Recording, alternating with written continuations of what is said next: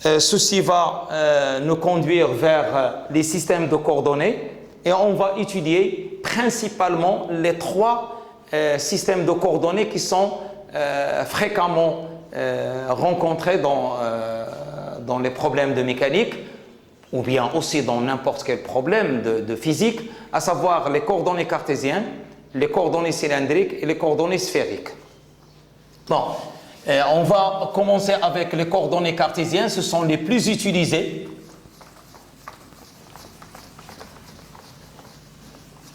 Et donc tout simplement le système de coordonnées, c'est-à-dire c'est le choix d'un référentiel qui nous permettra de positionner ou bien de repérer un point M dans l'espace. Donc je prends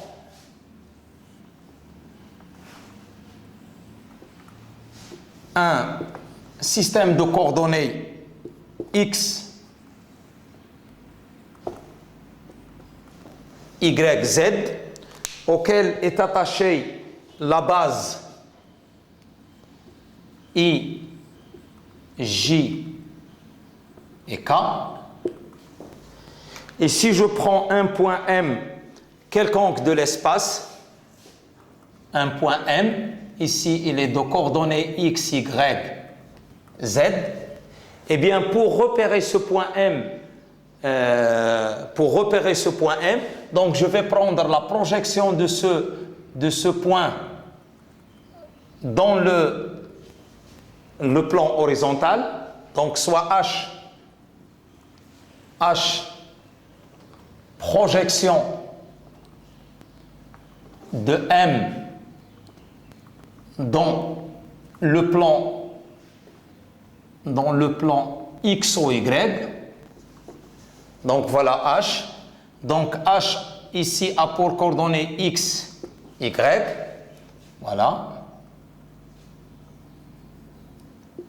Et donc pour balayer l'axe au Z, donc je fais la projection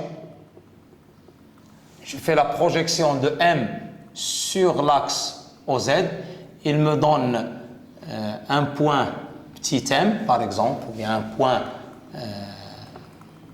H', donc soit H' projection de M sur l'axe vertical OZ, sur l'axe vertical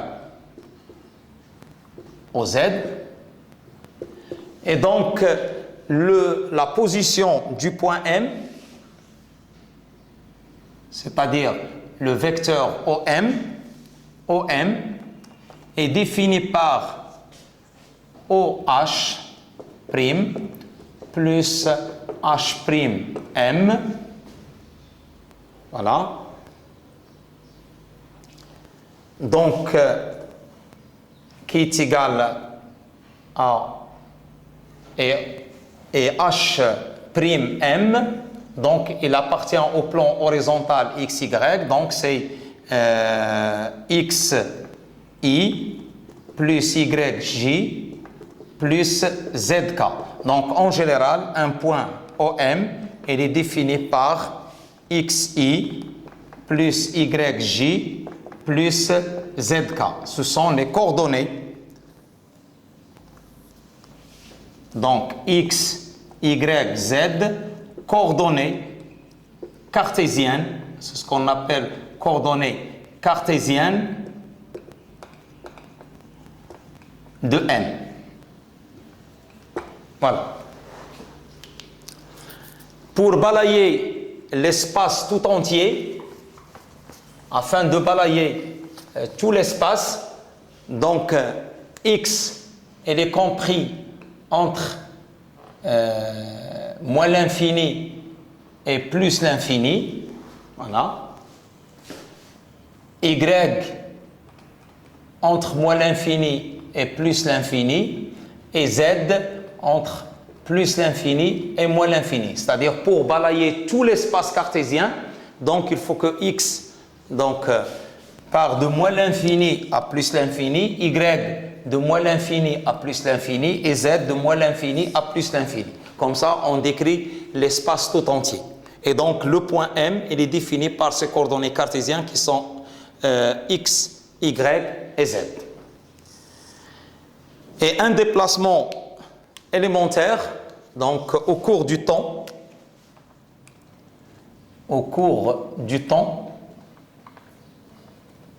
le déplacement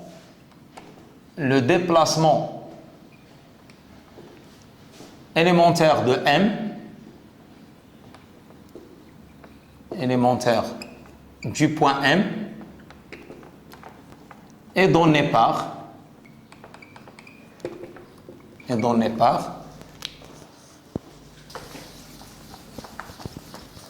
D de OM, D de OM est égal à D de XI plus DYJ plus DZK. Bien sûr, avec IJK, toujours IJK, c'est une base fixe qui représente ou bien qui oriente les coordonnées cartésiennes.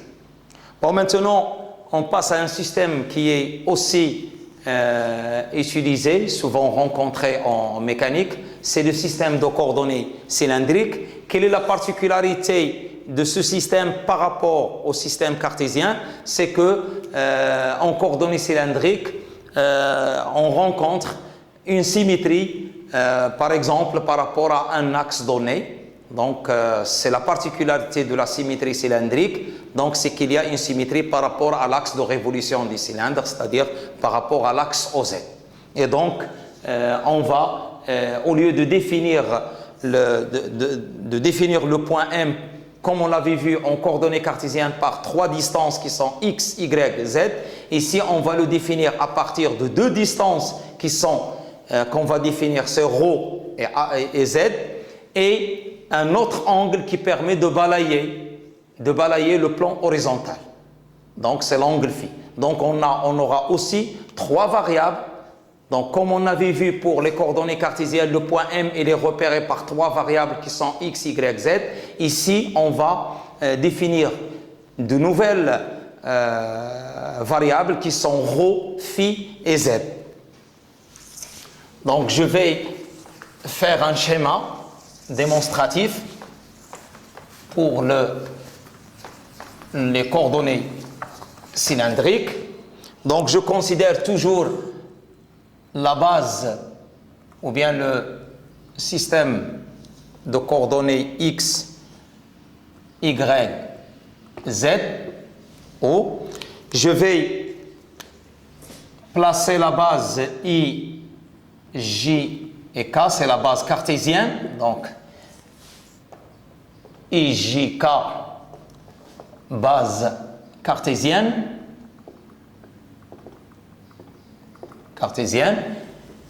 Et donc, je vais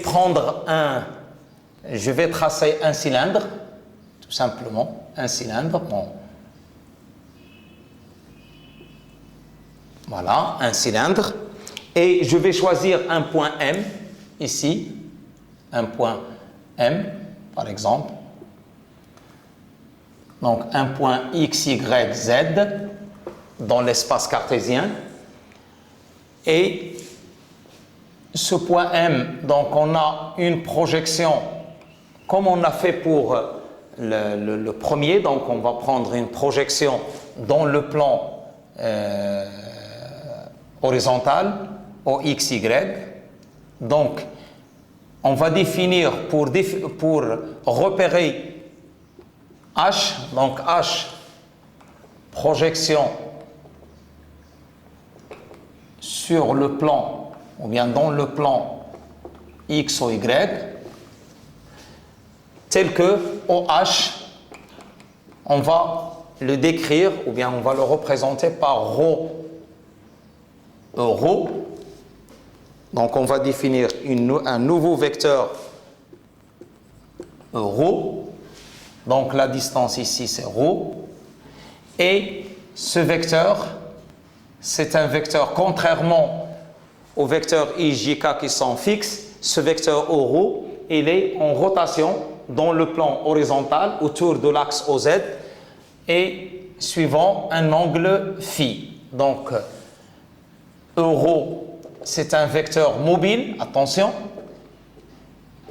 mobile. Donc c'est un vecteur qui se déplace, contrairement aux vecteurs I, J, K qui sont fixes. Et le point H décrit le cercle horizontal.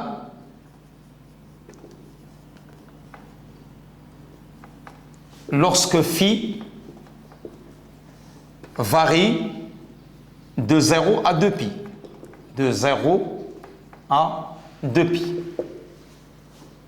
Et donc, je vais choisir un deuxième vecteur perpendiculaire à euro.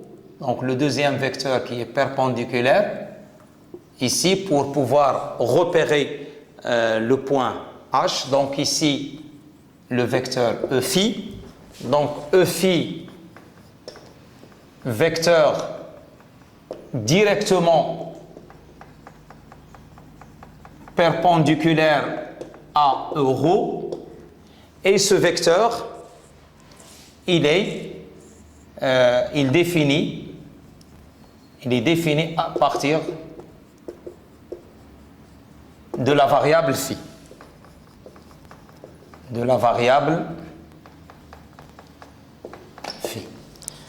Bien sûr.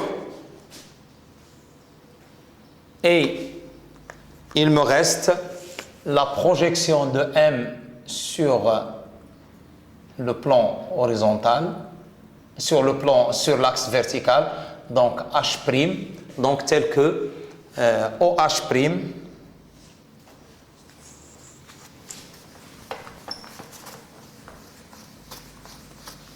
H', projection de M sur l'axe OZ tel que OH' est égal à ZK. Donc OM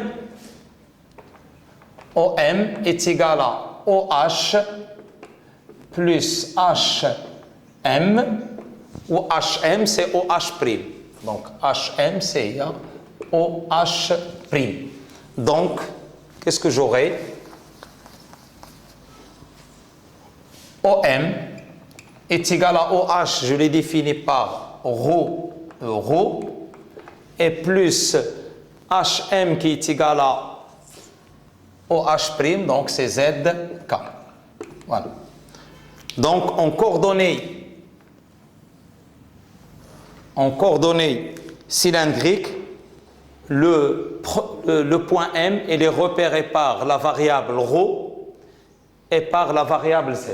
Donc on a comme si on a réduit l'espace parce qu'on a une possibilité de symétrie.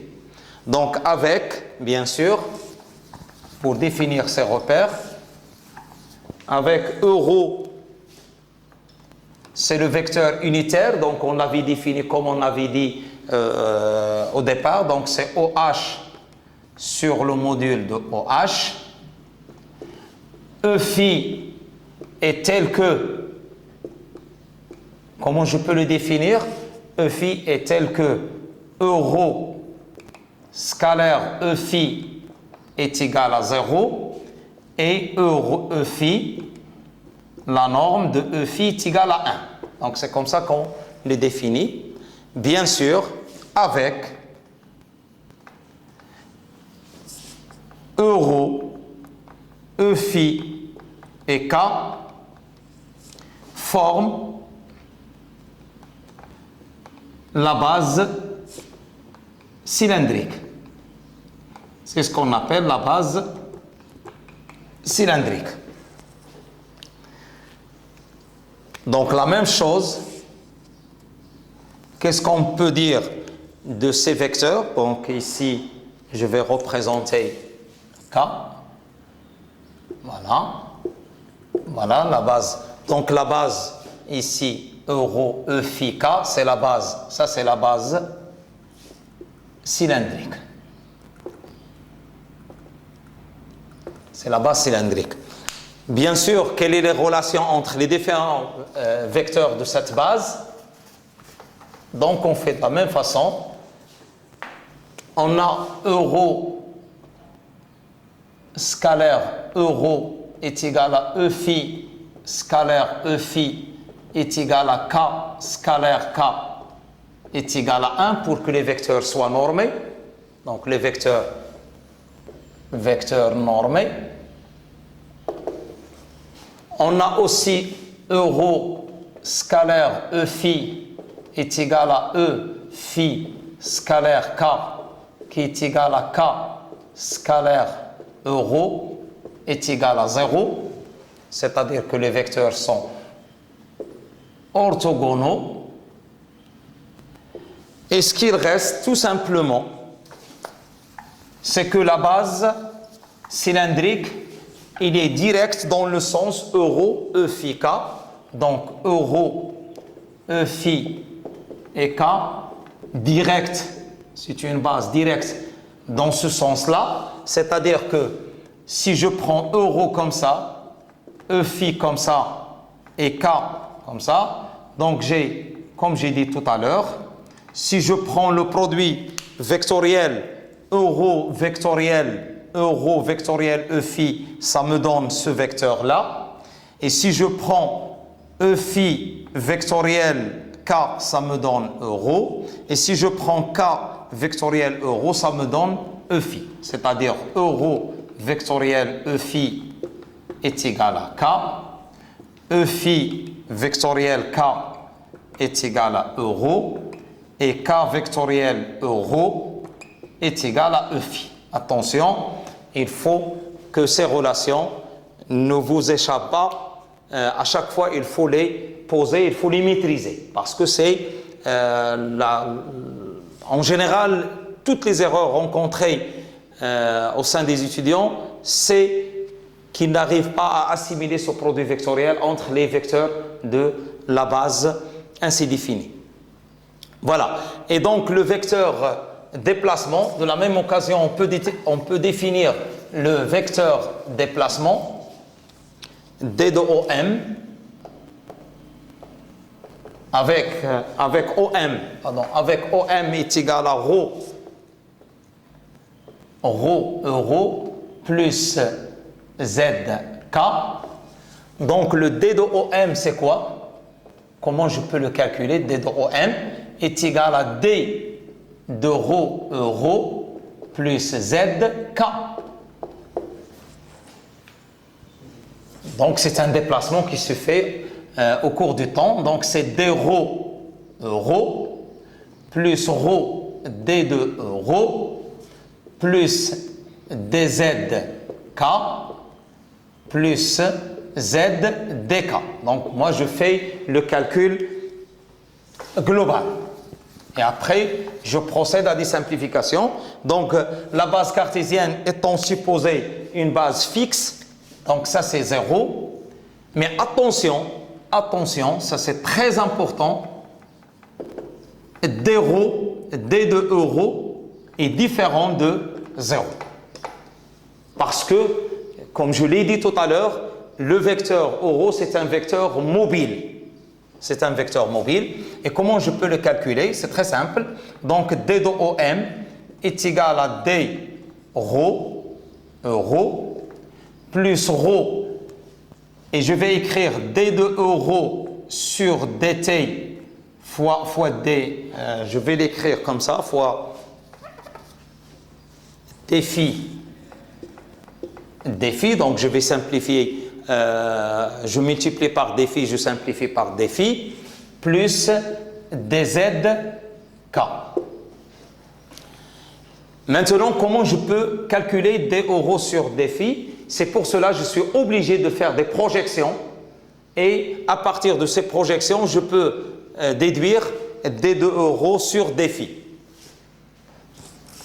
Donc je vais effacer ceci. Donc si je fais la projection dans le plan X ou Y, qu'est-ce que je regarde? Donc dans le plan, voilà l'ensemble des vecteurs que je regarde dans le plan. Donc ici I, J. Qu'est-ce que je retrouve?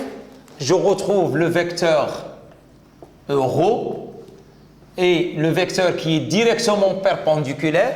Et bien sûr, puisque cette projection il est faite dans le plan horizontal, donc c'est-à-dire que l'axe K il est perpendiculaire à ceci. Donc ici je retrouve l'angle phi et cet angle je le retrouve ici. C'est-à-dire tout simplement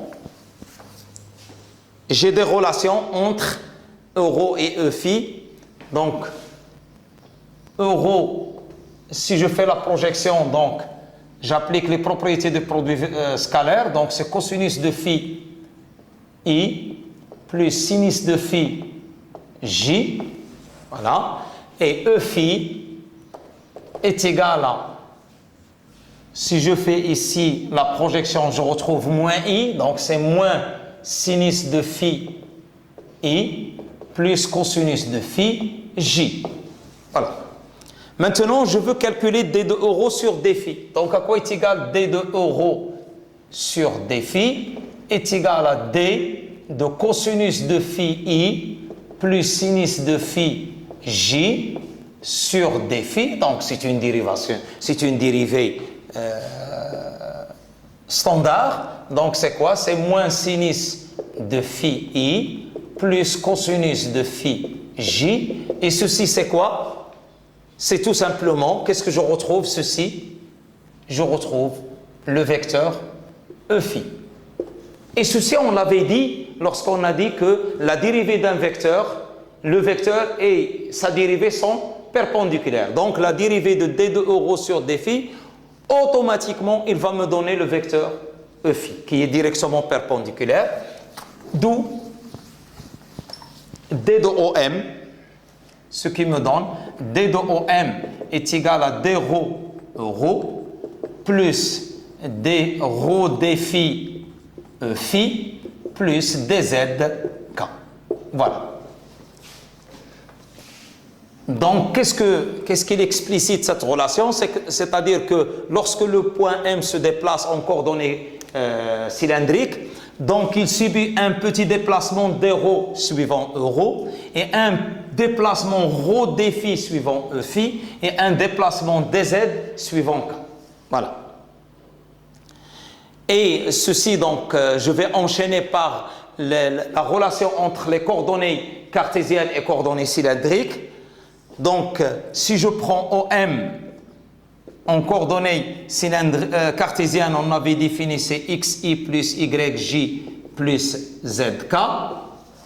Et on avait dit que OM, le même vecteur, le même point M, donc a pour coordonnées ρ plus zk, qui est égal ρ, c'est quoi? C'est, je remplace euro par sa valeur. Donc, c'est ρ cosinus phi I plus sinus phi J plus ZK. D'où, par identification, qu'est-ce que j'obtiens? Par identification, X est égal à ρ cosinus phi, Y est égal à ρ sinus de phi, et Z est égal à Z. Pourquoi? Pourquoi Z n'est pas, il ne s'est pas transformé? Tout simplement parce qu'on avait dit tout à l'heure que l'axe OZ, c'est un axe de révolution, c'est l'axe de symétrie, et tous les points de l'axe de symétrie sont invariants par la symétrie cylindrique. Voilà. Bon, maintenant, on passe aux coordonnées sphériques. Bon, il y a ce qu'on appelle les coordonnées polaires, donc c'est un cas particulier, des coordonnées cylindriques. Bon, je vais passer rapidement. Coordonnées polaires.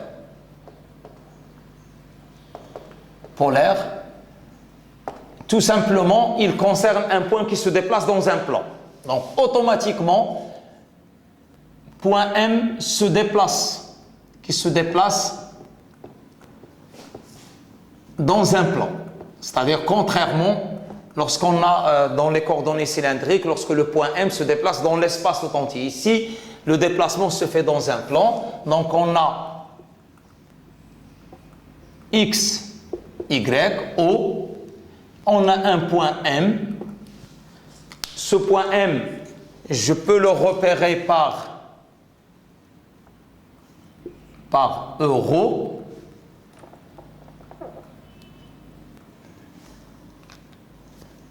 Et par phi. Donc ici j'ai l'angle phi, ici I et ici J. Voilà. Donc ici OM est égal à XI plus YJ, parce qu'on avait dit que le mouvement se fait dans un plan, et OM en coordonnées polaires, je l'écris comme étant ρ euro. Voilà. Bien sûr, avec X, la même chose, on prend carrément X est égal à ρ cosinus de phi et Y est égal à ρ sinus de phi. Voilà. Donc, c'est un cas particulier des coordonnées cartésiennes. Il suffit de prendre Z est égal à 0. Bon, maintenant, on passe au dernier système de coordonnées, c'est les coordonnées sphériques. Coordonnées sphériques.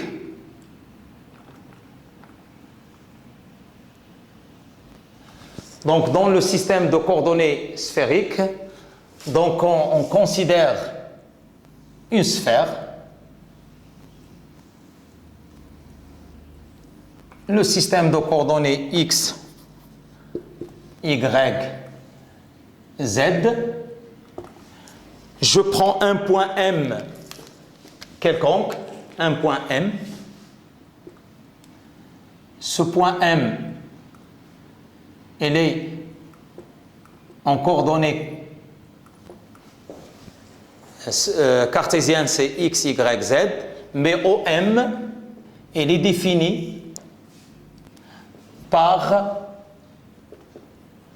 un R et un ER, donc c'est un vecteur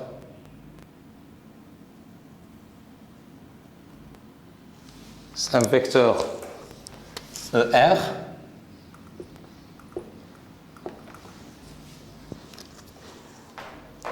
Et par projection,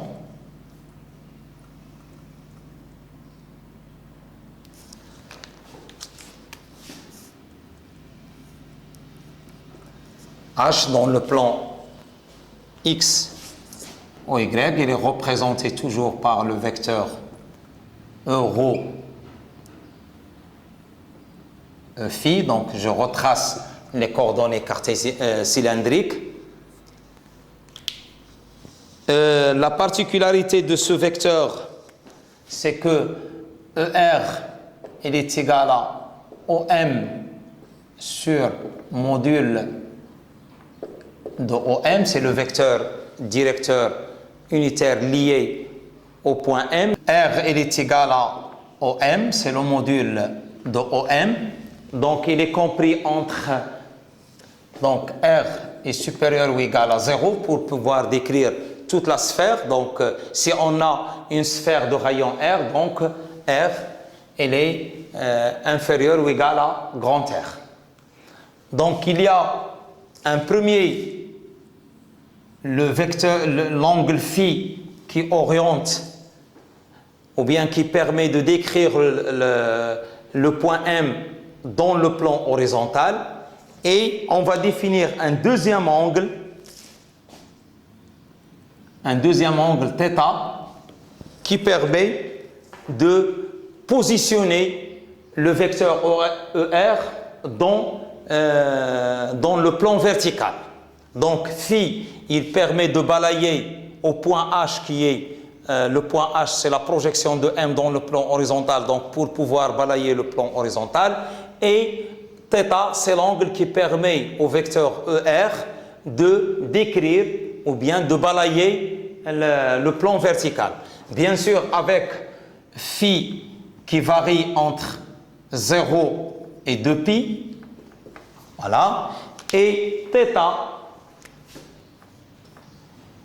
compris entre 0 et π. Voilà les trois nouvelles variables qui permettent de décrire.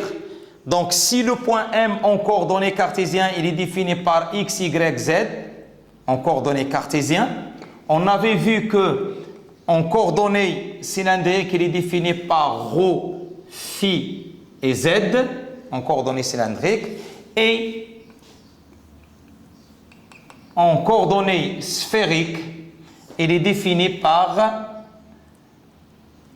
r, θ et φ. Donc toujours ici, comme si on a transformé, comme vous pouvez le voir, donc comme si on a transformé le plan XY en un plan ρ-φ, en maintenant Z constant, et ici on a transformé le plan ρz, en un plan r-θ. Donc ici, carrément, dans les coordonnées sphériques, on ne maintient aucune des variables cartésiennes. Donc vraiment, on a tout transformé. Ici, quand même, il y a la variable z qui reste en coordonnées cylindriques. Cependant, ici, on a trois nouvelles variables. Et ces variables, ils varient de la façon suivante. Si R est variable et en maintenant θ constant et φ constant, le point M, qu'est-ce qu'il va décrire? Donc, si je maintiens φ constante et θ constant, donc le point M, il va décrire la droite qui porte la droite OM. Donc, si à nouveau, je fixe R et je fixe θ et je laisse φ variable, donc le point M, il va décrire un cercle de rayons. Voilà le rayon. Ce rayon-là, c'est R sinus θ. Ça, c'est R sinus θ. Pourquoi? Parce qu'ici, on a un angle droit et donc ceci, c'est R sinus θ. Si ceci R, donc on a ici R sinus de θ. Et si je fixe R, je fixe phi, R et phi, donc qu'est-ce qu'il va décrire le point M lorsque θ est variable? Donc il va décrire une portion de cercle, donc c'est un demi-cercle de rayon R et de centre O. Voilà. Et donc le trièdre ainsi défini à partir de ces variables, le trièdre ainsi défini, c'est ER, Eθ et Eφ. Ça, c'est le trièdre relatif aux coordonnées sphériques. Ce trièdre est défini tel que on a ER scalaire Eθ est égal à Eθ scalaire Eφ est égal à Eφ scalaire ER est égal à 0. On a ER vectoriel Eθ est égal à Eθ est égal à Eφ. Et on a Eθ vectoriel Eφ est égal à ER. Et on a Eφ vectoriel ER est égal à Eθ. Bien sûr, les vecteurs ER, Eθ, Eφ sont des vecteurs qui sont normés. Voilà. Et pour pouvoir trouver des relations entre les coordonnées cartésiennes et les coordonnées sphériques, on va faire deux projections. Il faut retenir ces projections. C'est elles qui permettent de retrouver les coordonnées cylindriques en fonction des coordonnées cartésiennes. Donc la première, c'est la projection dans le plan horizontal. Projection dans X ou Y. La voilà. C'est la même qu'on avait vue pour les coordonnées cylindriques. Donc ici, on a Eφ, ER, on a Eρ, Eφ, et on a I, J. Donc phi et phi. Voilà. Et si je fais une projection dans le plan vertical, le plan vertical, qu'est-ce que j'obtiens? Donc ici, Z, K, ici, euro, et là, je trouve ER, Eθ. Bien sûr, ici, K, il est perpendiculaire ici, et ici, c'est perpendiculaire à Eφ. Parce que Eφ, il appartient au plan horizontal, et nous, on a fait une projection dans le plan vertical. Donc ici, on a θ, et on a θ. Et à partir des relations qu'on va déduire de ces projections, on peut tout calculer sans erreur. Il suffit de bien poser ces différentes projections que je vais garder jusqu'à la fin. Donc, j'aurai euro est égal à cosinus phi i plus sinus phi j, et j'aurai e phi est égal à moins sinus phi i plus cosinus phi j plus 0k et k à quoi est égal? Est égal à 0i plus 0j plus 1k. Voilà. Et comme ça, j'aurai euro e phi k est égal à une matrice qui multiplie i, j, k. Et c'est la matrice qui permet de passer, c'est la matrice de passage des coordonnées cylindriques aux coordonnées cartésiennes. Donc ici, cosinus phi, sinus phi, 0, moins sinus phi, cosinus phi, 0, 0, 0, 1. Et donc, si vous calculez le déterminant de cette matrice, vous trouverez que c'est plus 1. Donc, si je calcule déterminant de cette matrice M, de la matrice M, donc c'est cosinus carré de phi plus sinus carré de phi, il est égal à 1. Donc, ce qui prouve que la base euro e phi k, il est direct dans ce sens-là. Et il est normé. Donc, plus 1 c'est normé. Et plus, c'est-à-dire qu'il est direct dans le sens euro e phi et k. Donc, la même chose. Donc, je peux calculer les autres. Donc, je vais faire les projections, les autres projections. Donc, qu'est-ce que j'ai? ER à quoi est égal? ER est égal à sinus θ euro plus cosinus θ k, et Eθ à quoi est égal? Moins, donc est égal à cosinus de θ euro moins sinus θ k, bien sûr. Si j'introduis E phi, donc normalement plus 0 E phi, plus 0 E phi, et E phi à quoi est égal? 0 euro plus 0k plus 1 E phi.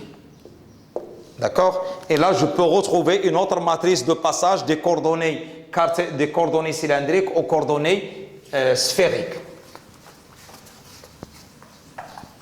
Bien sûr, mais pour déterminer cette matrice, il faut réarranger l'écriture de ceci. Pourquoi? Parce que la base, il est direct dans le sens euro e phi k. Donc, je vais écrire ER est égal à sinus θ euro plus 0 E phi, voilà, plus cosinus θ k, et Eθ est égal à cosinus θ euro plus 0 E phi moins sinus θ k. Et E phi est égal à 0 euro plus 1 E phi et plus 0 k. Je complète la matrice. Et donc ER, Eθ, E phi, comme ça. Donc c'est une matrice sinus θ 0 cosinus θ, cosinus θ 0 moins sinus θ, 0, 1, 0. Et si je calcule le déterminant, donc je trouve que cette matrice, elle est égale à, le déterminant est égal à 1. Voilà. Donc, je trouve cosinus carré plus sinus carré, donc c'est égal à 1. Donc, c'est une matrice, donc ici, qui multiplie euro, e phi et k. Voilà. Donc, ici, c'est 0, 0, cosinus carré. Donc, déterminant de la matrice M', ici, M' est égal à plus 1. M', matrice de passage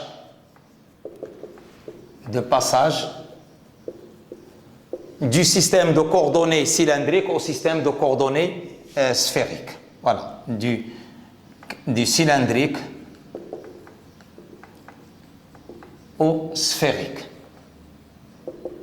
Comme on a fait tout à l'heure lors de la matrice de passage des coordonnées cartésiennes aux coordonnées cylindriques. Voilà. Maintenant, il suffit que je remplace je porte ces expressions dans la première expression qu'on a déterminée. Donc là, je vais déterminer la matrice de passage de coordonnées cylindriques, de coordonnées cartésiennes aux coordonnées sphériques directionnelles. Voilà. Donc, je vais effacer ceci pour prendre de la place. Et donc, qu'est-ce que j'aurai?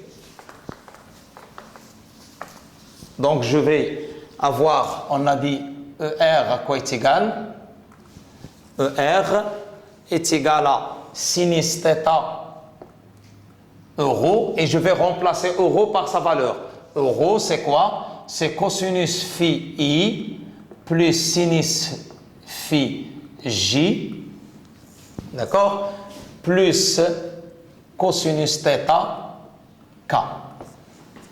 Donc, j'aurai ER est égal à sinus θ cosinus phi i plus sinus θ sinus phi j plus cosinus θ k.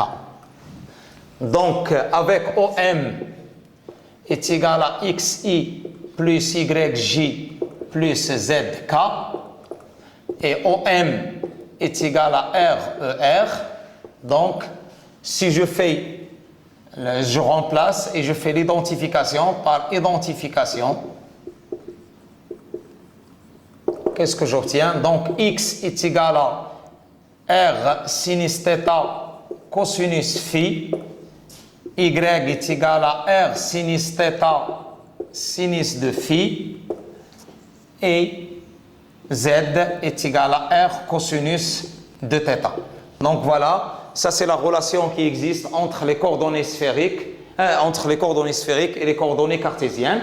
Et à partir d'ici, on peut déduire carrément l'expression entre la matrice de passage des vecteurs sphériques aux vecteurs cartésiens.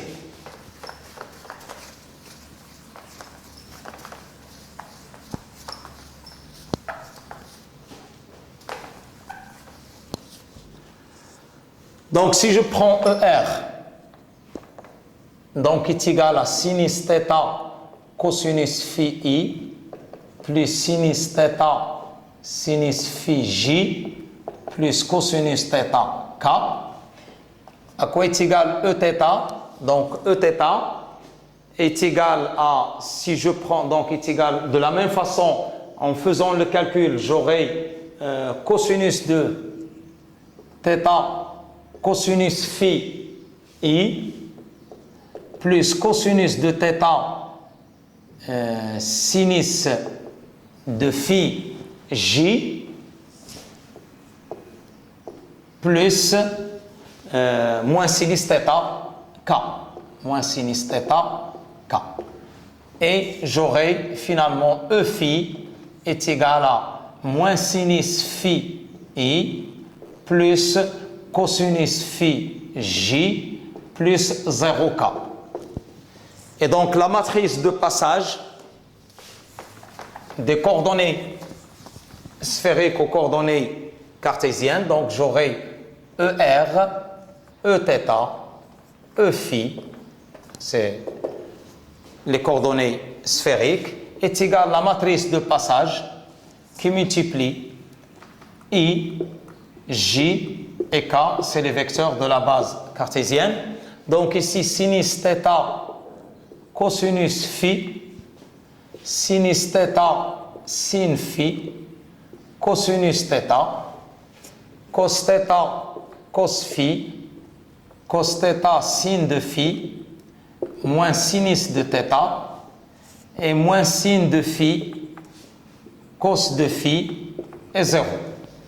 Et donc, si on calcule, donc ça c'est la matrice de passage, m seconde, c'est la matrice de passage des coordonnées sphériques aux coordonnées cartésiennes. Et si je calcule le déterminant de m seconde, très simple, si vous le calculez, vous trouverez que c'est égal à plus 1. Ça prouve que la base, elle est orthonormée et directe, donc avec ce signe. Donc ceci, on va le voir dans les autres comme application. Donc on va encore traiter davantage les coordonnées cartésiennes, les coordonnées cylindriques lors du calcul de la, surtout lorsqu'on passe au deuxième chapitre et on traite la cinématique. Et là, on calcule les vecteurs position, les dérivés, c'est-à-dire pour calculer les vitesses, pour calculer l'accélération. Donc on aura l'occasion d'assimiler davantage ces coordonnées ou bien ces systèmes de coordonnées par la suite. Donc une remarque avant de terminer, c'est ce premier chapitre. Donc le vecteur EF, c'est un vecteur, comme je vous ai dit, c'est un vecteur qui est directement perpendiculaire à ρ et on l'a défini à partir des coordonnées cylindriques. Aussi, le vecteur ρ et EφI se trouvent dans le même plan que EJ. Lorsqu'on a défini le système de coordonnées sphériques, on a lorsqu'on a défini le vecteur ER, c'est le vecteur qui positionne le point M dans la sphère, eh bien, automatiquement, le vecteur Eθ, il est choisi de telle façon à qu'il soit un vecteur directement perpendiculaire à ER, dans le sens où θ croissant. Et c'est un vecteur donc les vecteurs ER et Eθ se trouvent dans le plan K euro. Donc c'est ce qu'on a fait lorsqu'on a fait les projections, que ce soit dans la projection horizontale ou soit dans le plan vertical.